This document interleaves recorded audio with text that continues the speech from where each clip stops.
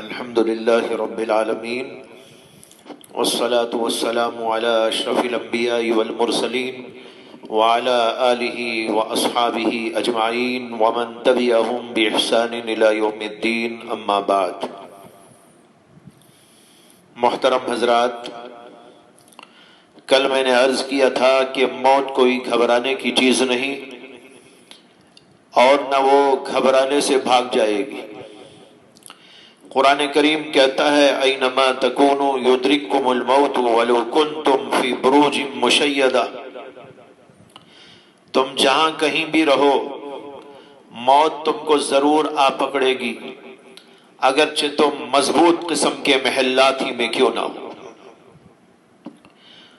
موت بہرحال آنی ہے، اس سے بھاگنا ایسا ہے جیسے ایک حدیث کے اندر اللہ کے نبی علیہ السلام نے اس کی ایک عجیب تمثیل بیان کی اور ہم کو سمجھایا کہ موت سے کوئی بھاگ کر کہیں پناہ نہیں لے سکتا.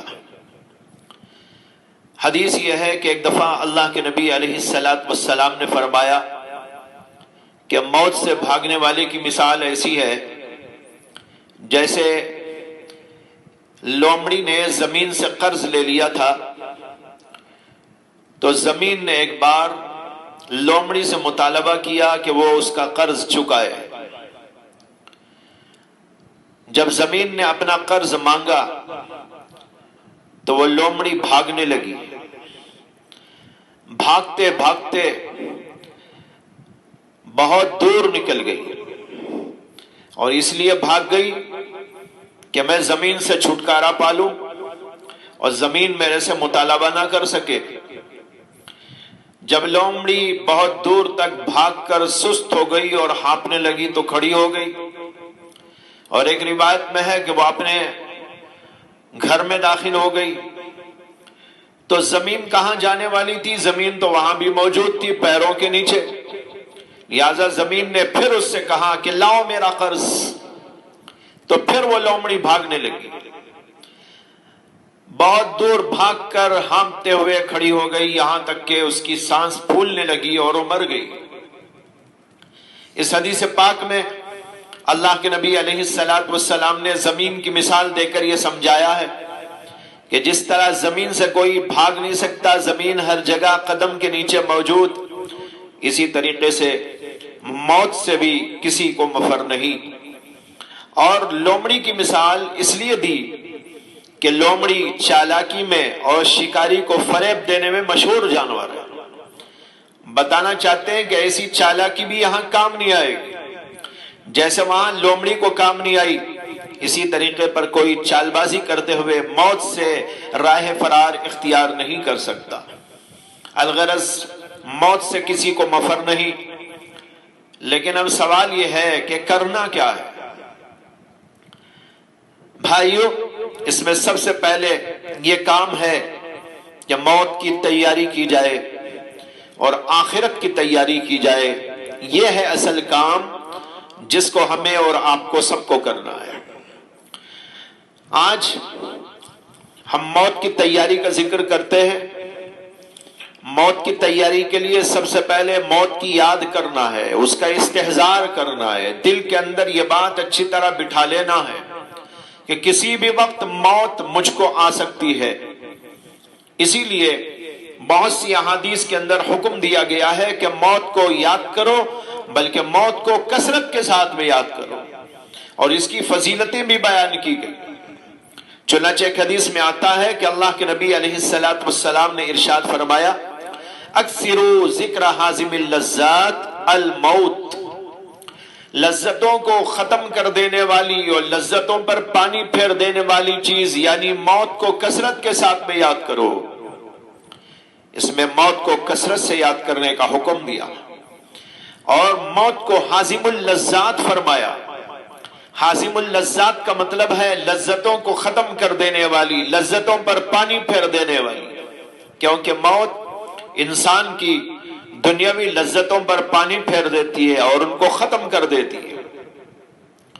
آنکھ موجود ہے لیکن موت کے بعد اس آنکھ سے کوئی انسان لذت حاصل نہیں کر سکتا۔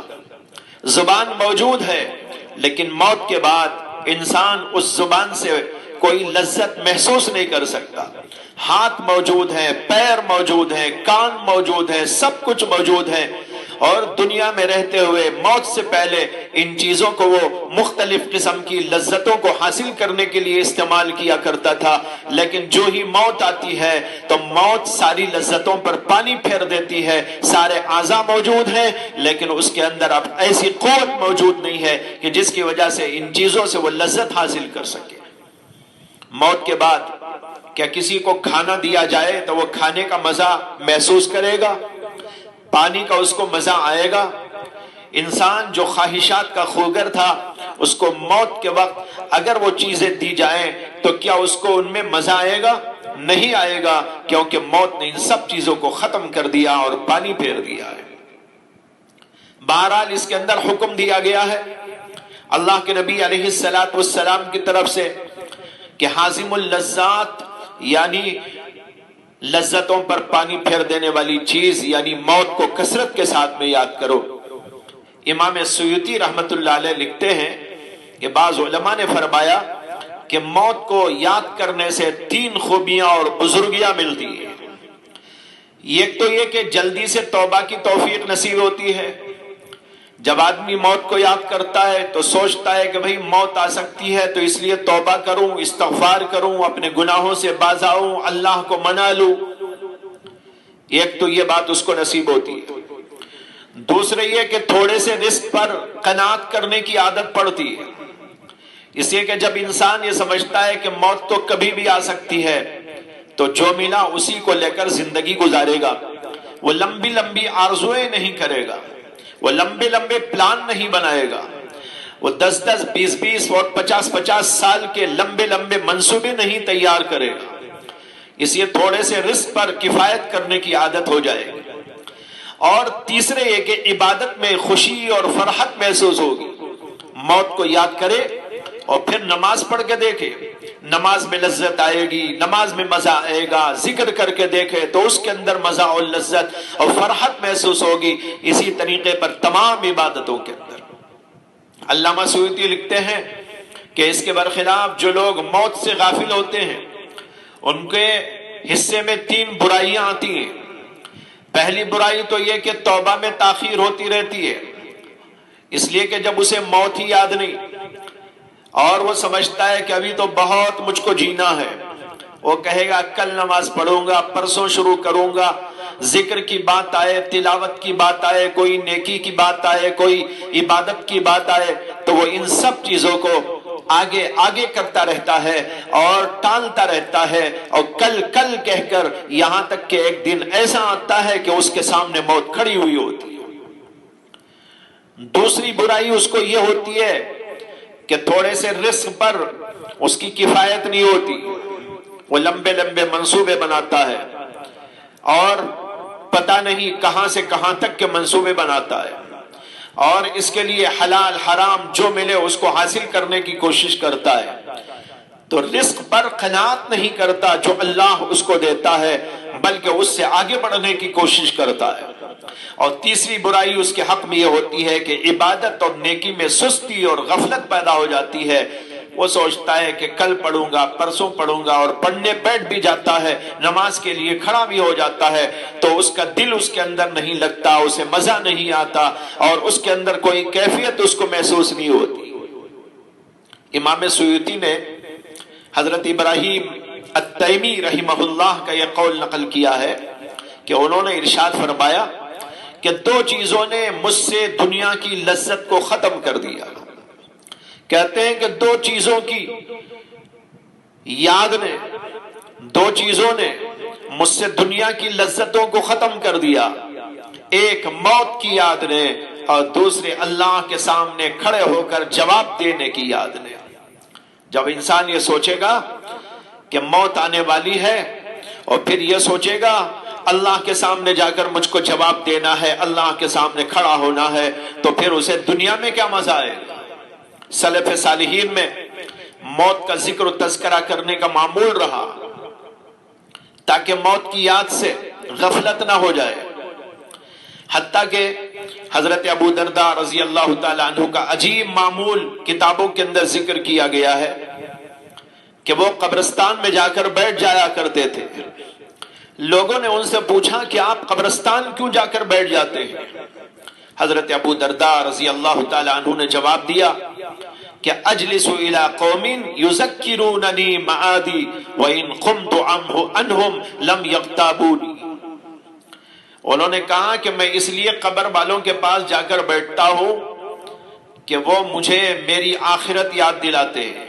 یذکروننی معادی، مجھے میرا معاد یاد دلاتے ہیں، مجھے آخرت کی یاد دہانی کرتے ہیں۔ جب قبرستان انسان جاتا ہے، قبروں کو دیکھتا ہے، اس کی حالت اور کیفیت کو دیکھتا ہے، وہاں کے لوگوں کے اوپر نگاہ ڈالتا ہے، کیسے کیسے لوگ تھے، مالدار تھے، ارب پتی تھے، کروڑ پتی تھے، بادشاہ وقت تھے، اور بڑے جو ہے بڑی قوت والے تھے، بڑے طاقت والے تھے، لیکن آج ان کا بے بسی کا یہ حال دیکھ کر آخرت انسان کو یاد آتی ہے۔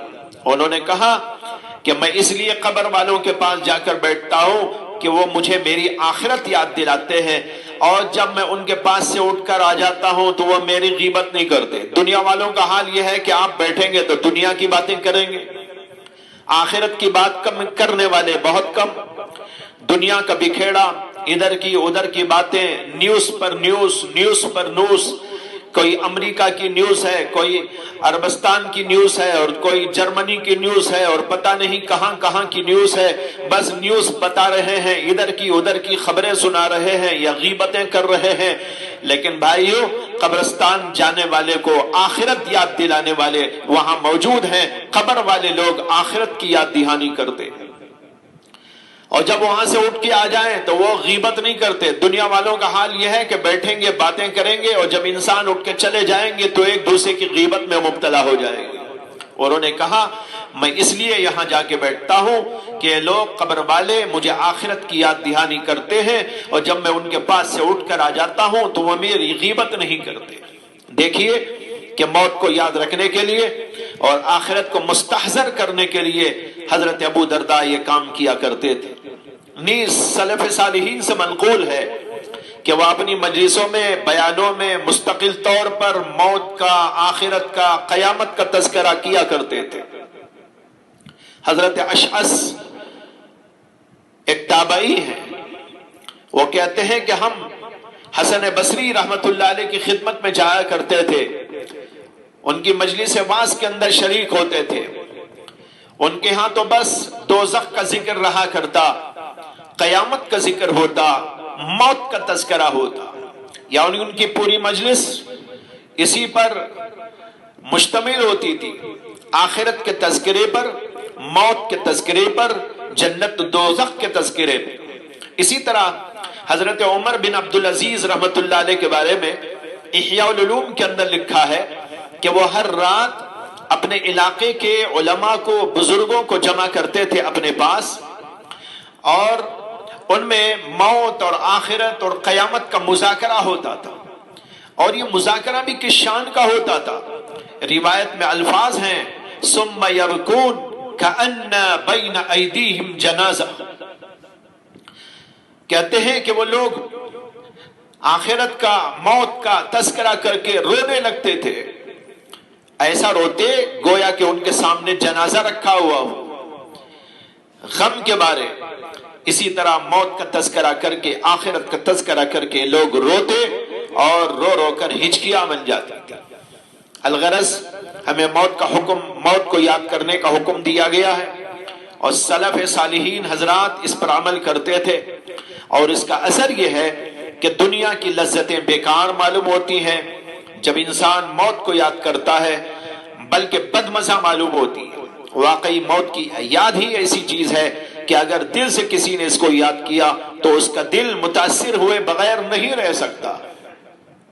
روایتوں میں آتا ہے کہ حضرت عثمان غنی رضی اللہ تعالی عنہ جب کسی قبر پہ تشریف لے جاتے، قبرستان پر سے گزرتے، تو روتے روتے ان کی حالت خراب ہو جاتی، یہاں تک کہ ان کی داڑھی مبارک تر ہو جاتی تھی۔ لوگوں نے آپ سے پوچھا کہ آپ قبر کو دیکھ کر، قبر کا تذکرہ کر کر اس قدر کیوں روتے ہیں، جبکہ جنت اور دوزخ کے تذکرے پر اتنا نہیں روتے؟ تو حضرت عثمان غنی رضی اللہ تعالی عنہ نے ارشاد فرمایا کہ میں اس لیے ایسا کرتا ہوں اور اس کا اثر مجھے ہوتا ہے کہ میں نے اللہ کے نبی علیہ السلام کو یہ فرماتے ہوئے سنا کہ میں نے قبر سے زیادہ بھیانک کوئی منظر نہیں دیکھا۔ یہ اثر ہوتا ہے قبر کو، قبرستان کو، موت کو یاد کرنے کا۔ اسی طرح موت کی یاد جب ہوتی ہے تو ساری دنیا کی لذتیں ہیچ معلوم ہوتی ہیں، بلکہ ان میں مزہ نہیں آتا اور دنیا حقیر اور انتہائی فالتو معلوم ہوتی ہے۔ حضرت سفیان ثوری بہت بڑے محدث تھے، بہت بڑے فقیہ تھے، بڑے اللہ والے تھے، ان کے احوال بہت عجیب تھے۔ ان کے بارے میں لکھا ہے کہ اگر ان کے سامنے موت کا تذکرہ کر دیا جاتا یا وہ خود کبھی موت کا تذکرہ کر دیتے تو 2-3 دن تک کسی سے بات چیت نہیں کرتے تھے، یعنی اس قدر ان کے اوپر اس کا اثر ہوتا کہ کسی سے بات چیت کرنے کو بھی جی نہ چاہتا تھا۔ اور اس زمانے میں اگر کوئی ان سے کچھ سوالات کرتا تو وہ کہتے لا ادری، میں نہیں جانتا، لا عارف، میں نہیں جانتا، یعنی کسی کو جواب دینا بھی ان کو گوارا نہ ہوتا تھا۔ اس قدر غم اور اس قدر اس کا اثر ان کے دل کے اوپر مرتب ہوتا تھا۔ اور موت سے غفلت ایک بہت بری چیز ہے، بہت بری حالت ہے۔ اللہ ہم سب کو اس سے پناہ میں رکھے۔ یہ ایسی حالت ہے جس سے انسان توبہ سے غافل ہو جاتا ہے، نیکیوں میں سست پڑ جاتا ہے، یہاں تک کہ موت اس کو اپنا لقمہ بنا کے لے جاتی ہے۔ اسی لیے آتا ہے روایات میں کہ اللہ کے رسول علیہ السلام کا معمول تھا کہ جب صحابہ میں موت سے غفلت کا اندازہ کرتے، احساس کرتے، تو ان کو اس کی جانب فوری طور پر توجہ دلاتے۔ امام بہقی نے حدیث نقل کی ہے حضرت وزین بن عطا رضی اللہ تعالی عنہ سے کہ انہوں نے فرمایا کہ رسول اللہ صلی اللہ علیہ وسلم کا معمول تھا کہ جب لوگوں میں موت سے غفلت کا احساس فرماتے تو دروازے کا پھاٹک پکڑ کر زور سے ندا دیتے اور کہتے اے لوگو، اے مسلمانوں، دونوں لفظ ہیں اس حدیث کے اندر، اے لوگو، اے مسلمانوں، موت تمہاری طرف مسلسل چلی آ رہی ہے اور لازمی طور پر آنے والی ہے، بس موت اپنے ساتھ جو لانا تھا وہ لے کر پہنچ گئی۔ اللہ تبارک و تعالیٰ کے اولیاء کے لیے جو ہمیشہ جنت میں رہیں گے سکون اور راحت اور بے شمار برکتیں لے کے آ گئی۔ ان حضرات کی کوشش اور رغبت اسی میں تھی۔ خبردار ہو جاؤ، اچھا کان کھول کر سن لو، ہر محنت کرنے والے کی انتہا موت ہے، کوئی آگے جاتا ہے تو کوئی پیچھے جاتا ہے۔ یہ روایت امام بہقی کی روایت ہے، اس کے اندر جو فرمایا کہ ہر کوشش کرنے والے کی انتہا موت ہے، اچھا کام کرے گا وہ بھی جا کر پہنچے گا موت تک، برا کام کرے گا وہ بھی جا کر پہنچے گا موت تک، بہرحال سب کو جانا ہے، کوئی آج جاتا ہے تو کوئی کل جاتا ہے۔ بہرحال بھائیو، ایک کام تو ہم کو یہ کرنا ہے جو عرض کیا گیا کہ موت کو یاد رکھیں، موت کو یاد کیا کریں، موت کا استحضار رکھیں اور سمجھیں کہ کبھی نہ کبھی تو بہرحال موت آئے گی اور اس کا وقت ہم کو نہیں بتایا گیا ہے، تو ہمیں ہر وقت تیار رہنے کی ضرورت ہے۔ دوسرا کام موت کی یاد کے بعد یہ ہے، اور یہی ہونا بھی چاہیے، کہ موت کے بعد والی زندگی کے لیے تیاری کرے، اور یہی عقل مندی کا تقاضا بھی ہے اور نشانی بھی، کیونکہ جو موت کو یاد کر کے بھی موت کے لیے تیاری نہ کرے اور آخرت کے لیے تیاری نہ کرے، کیا وہ عقل مند انسان ہو سکتا ہے؟ مثال کے طور پر یوں سمجھیے کہ ایک آدمی امریکہ میں رہتا تھا، امریکی حکومت نے اس کو الٹیمیٹم دے دیا کہ اب تم کو یہاں سے جانا ہے اور دوسرے فلاں ملک میں تم کو رہ کر کام کرنا ہے۔ تو کیا یہ شخص دوسرے ملک جانے کے لیے ساز و سامان نہیں تیار کرے گا اور وہاں کے مناسب اشیاء کو جمع نہیں کرے گا؟ ضرور کرے گا، اور اگر نہ کرے تو اس کے بے وقوف ہونے میں کیا اشکال ہے؟ اسی طرح موت کو سن کر یاد کر کے پھر بھی اس کے لیے تیاری نہ کرے تو وہ آدمی عقل مند کیسے ہو سکتا ہے؟ چنانچہ حدیث کے اندر آتا ہے، حضرت عبداللہ بن عمر رضی اللہ تعالیٰ عنہ روایت کرتے ہیں کہ رسول اللہ صلی اللہ علیہ وسلم سے پوچھا گیا کہ مومنین میں سے عقل مند لوگ کون ہیں؟ اللہ کے نبی علیہ السلام نے فرمایا اکثرهم للموت ذکرا واحسنهم لما بعده استعدادا اولئک الاکیاس۔ آپ نے فرمایا جو لوگ موت کو کثرت سے یاد کرتے ہیں اور موت کے بعد والی زندگی کے لیے خوب تیاری کرتے ہیں یہی لوگ عقل مند ہیں۔ اولئک الاکیاس، کیس کے معنی آتے ہیں عقل مند۔ آپ نے کہا اولئک الاکیاس، یہی لوگ عقل مند ہیں جو موت کی تیاری کرتے ہیں، موت کے بعد والی زندگی کے لیے تیاری کرتے ہیں۔ اس کے اندر عقل مندی کی نشانی اسی کو قرار دیا کہ موت کو یاد کرے اور اس کے بعد کی زندگی کے لیے تیاری کرے۔ حضرت براء بن عازب رضی اللہ تعالیٰ عنہ سے روایت ہے کہ رسول اللہ صلی اللہ علیہ وسلم ایک بار ایک قبر پر تشریف لے گئے اور وہاں قبر پر کھڑے ہو کر رونے لگے، اور پھر لوگوں سے خطاب کرتے ہوئے آپ نے فرمایا یا اخوانی لمثل هذا اليوم فاعدوا، یا اخوانی لمثل هذا اليوم فاعدوا، اے میرے بھائیو اس جیسے دن کے لیے تیاری کر لو، اے میرے بھائیو اس جیسے دن کے لیے تیاری کر لو۔ کیا مطلب؟ اس جیسا دن یعنی قبر میں جانے والا دن، موت کا دن، اس کے لیے تیاری کر لو۔ اس حدیث کی بعض روایات میں یہ قصہ بھی وارد ہوا ہے کہ حضرت براء بن عازب کہتے ہیں کہ ہم ایک بار اللہ کے رسول علیہ السلام کے ساتھ کہیں جا رہے تھے۔ آپ نے راستے میں دیکھا کہ ایک طرف کچھ لوگ ہیں جمع ہوئے ہیں۔ آپ نے صحابہ سے پوچھا کہ یہ لوگ کیوں جمع ہو گئے ہیں، کیا کر رہے ہیں؟ حضرات صحابہ نے بتایا کہ یہ لوگ ایک قبر پہ جمع ہیں اور قبر کی کھدائی کر رہے ہیں، یعنی کسی میت کو دفن کرنے کے لیے آئے ہوئے ہیں۔ یہ سن کر اللہ کے نبی علیہ السلام گھبرائے اور جلدی کرتے ہوئے صحابہ کے درمیان سے آگے بڑھ کر قبر کے پاس پہنچ گئے۔ حضرت براء بن عازب کہتے ہیں میں آپ کے سامنے جا کر بیٹھ گیا تاکہ میں دیکھوں کہ آپ کیا کرتے ہیں۔ صحابہ کا حال یہ تھا کہ وہ اللہ کے نبی کے انداز کو دیکھتے تھے، آپ کے طریقوں کو دیکھتے تھے، اس لیے اس کی جستجو میں رہتے تھے۔ اس لیے حضرت براء کہتے ہیں کہ میں آپ کے سامنے جا کر بیٹھ گیا کہ دیکھوں اللہ کے نبی علیہ السلام کا یہاں کیا معمول ہوتا ہے، کیا سنت ہوتی ہے، آپ کیا فرماتے ہیں اور کیا کرتے ہیں۔ وہ کہتے ہیں کہ میں نے دیکھا کہ اللہ کے نبی علیہ السلام رونے لگے۔ آج ہم کو قبر کی یاد پر رونا نہیں آتا، موت پر رونا نہیں آتا۔ اللہ کے نبی علیہ السلام رونے لگے۔ کہتے ہیں یہاں تک کہ آپ کے آنسوں سے زمین تر ہو گئی۔ پھر آپ ہماری جانب متوجہ ہوئے اور فرمایا وہی بات جو اوپر عرض کیا، اخوانی لمثل هذا اليوم فاعدوا، اے میرے بھائیو اس جیسے دن کے لیے تیاری کر لو۔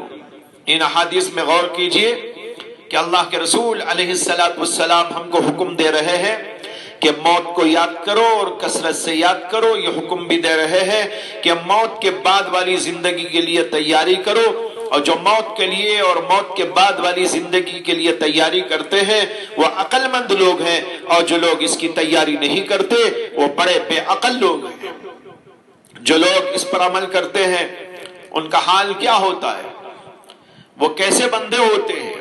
ایک تابعی گزرے ہیں جن کا نام تھا حضرت ربیع ابن خیثم۔ ان کا بڑا عجیب حال لکھا ہے کہ انہوں نے اپنے گھر کے اندر ایک جگہ قبر کھود رکھی تھی، اور جب کبھی اپنے دل میں کچھ سختی محسوس کرتے، قساوت پاتے، غفلت کو دیکھتے تو اس قبر میں جا کے لیٹ جاتے، گویا کہ قبر میں ان کو دفن کر دیا گیا ہے، اور کچھ دیر کے بعد یہ کہتے ہوئے باہر آ جاتے رب ارجعون لعلی اعمل صالحا فیما ترکت، اے اللہ، اے میرے پروردگار مجھ کو دوبارہ لوٹا دیجئے تاکہ میں اچھے عمل کر سکوں۔ یہ کہہ کر اپنے نفس سے خطاب کرتے اور کہتے اے ربی دیکھ تجھے دوبارہ بھیج دیا گیا ہے، اب تو اچھے عمل کر لینا۔ یہ ہے بھائیوں ان لوگوں کا عمل جو موت کو یاد رکھتے ہیں، جو آخرت کو یاد رکھتے ہیں، جو قبر کی منزل کو یاد رکھتے ہیں اور جو اس کی تیاری میں لگے رہتے ہیں۔ ذرا سی غفلت اپنے دل میں محسوس کرتے ہیں تو فوراً تنبیہ کرتے ہیں اور فوراً رجوع کرتے ہیں، فوراً اللہ کی طرف توجہ کرتے ہیں۔ یہ اللہ کے بہت بندے ہوتے ہیں۔ آپ نے نام سنا ہوگا عبد الرحمن بن مہدی کا، بڑے محدث گزرے ہیں، عالی شان محدث۔ وہ کہتے ہیں کہ میں نے لوگوں میں حضرت سفیان ثوری سے بڑھ کر رقیق القلب کسی کو نہیں دیکھا، بہت زیادہ رقیق القلب۔ کہتے ہیں کہ میں نے ان کو کئی راتوں تک دیکھا ہے کہ وہ بس شروع رات میں کچھ دیر کے لیے سوتے تھے، پھر ایک دم گھبرا کر اور خوف زدہ ہو کر اٹھ جاتے اور کہتے دوزخ دوزخ النار النار، اور پھر کہتے دوزخ کی یاد نے نیند حرام کر دی ہے، نیند کو اڑا دیا ہے اور میری خواہشات کو ختم کر دیا ہے۔ یہ ہیں اللہ کے وہ بندے جو موت کو اور آخرت کو یاد کرتے ہیں، یاد کرتے ہوئے ان کا حال یہ ہو جاتا ہے۔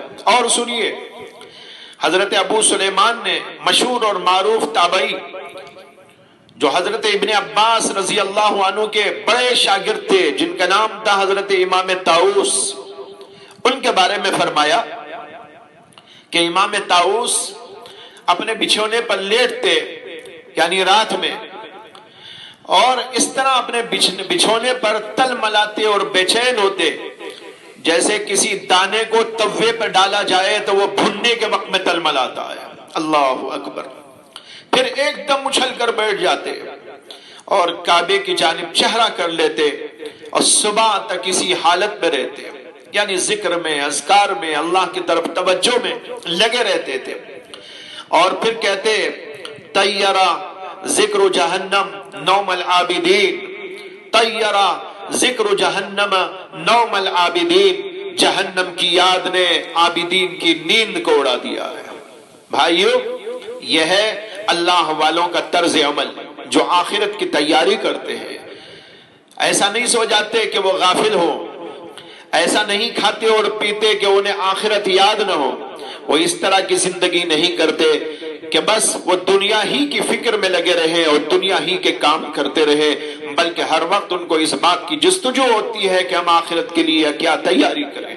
اور لیجئے، ایک بزرگ گزرے ہیں حضرت یزید الرقاشی، وہ خود اپنے آپ سے خطاب کرتے ہوئے کہا کرتے تھے ارے یزید، تیرا برا ہو، موت کے بعد تیری نماز کون پڑھے گا؟ موت کے بعد تیرے روزے کون رکھے گا؟ موت کے بعد تیری جانب سے تیرے پروردگار کو کون راضی کرے گا؟ یعنی مطلب یہ ہے کہ کوئی کرنے والا نہیں، نماز پڑھنا ہے تو تجھ کو پڑھنا ہے، روزہ رکھنا ہے تو تجھ کو رکھنا ہے، اللہ کو راضی کرنے کے لیے کچھ کرنا ہے تو تجھ کو کرنا ہے۔ پھر وہ لوگوں سے خطاب کرتے اور کہتے لوگوں، اپنی باقی زندگی میں خود پر روتے کیوں نہیں اور خود پر ماتم کیوں نہیں کرتے؟ اور پھر بڑی حسرت کے ساتھ میں کہا کرتے یا من الموت موعدہ والقبر بیتہ والسرى فراشه والدود انیسه وهو مع ذلك ينتظر الفزع الاکبر کیف يكون حاله۔ اس کا ترجمہ یہ ہے، وہ کہتے تھے ہائے وہ شخص، موت جس کا وعدہ ہے، قبر جس کا گھر ہے، مٹی جس کا بچھونا ہے، اور کیڑے اس کے ساتھی ہیں، اور پھر اسی کے ساتھ ساتھ اس کو قیامت کی بڑی ہولناکیوں کا انتظار بھی ہے، تو ایسے شخص کا کیا حال ہوگا؟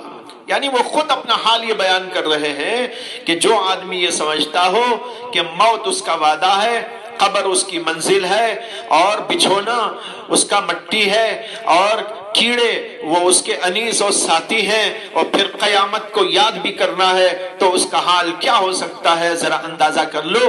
ایسے ہی مومن کو ہر وقت رہنا ہے کہ وہ موت کو یاد کرے، قبر کو یاد کرے، وہاں کے بچھینوں کو یاد کرے، وہاں کے حالات کو یاد کرے، اور قیامت کی ہولناکیوں کو یاد کرے۔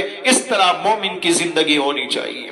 بھائیوں اور بہنوں، یہ سب واقعات اور سلف صالحین کی زندگیوں کے نقشے ہمارے لیے عبرت کا سامان ہے، نصیحت کا سامان ہے، لہذا ہمیں بھی ان پر عمل کرتے ہوئے موت کی تیاری اور آخرت کی فکر میں لگا رہنا چاہیے۔ اللہ مجھے بھی آپ کو توفیق عطا فرمائے۔ اور بہت ساری باتیں اس سلسلے کی مجھ کو عرض کرنی ہے جو پھر انشاءاللہ عرض کی جائے گی۔ وآخر دعوانا ان الحمدللہ رب العالمین۔